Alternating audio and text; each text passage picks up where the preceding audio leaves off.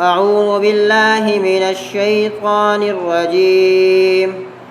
بسم الله الرحمن الرحيم.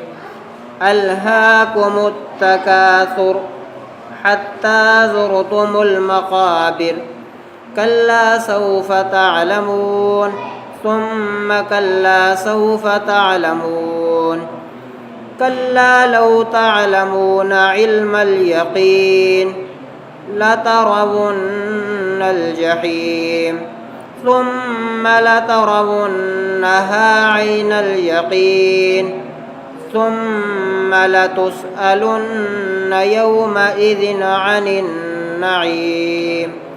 صدق الله العظيم.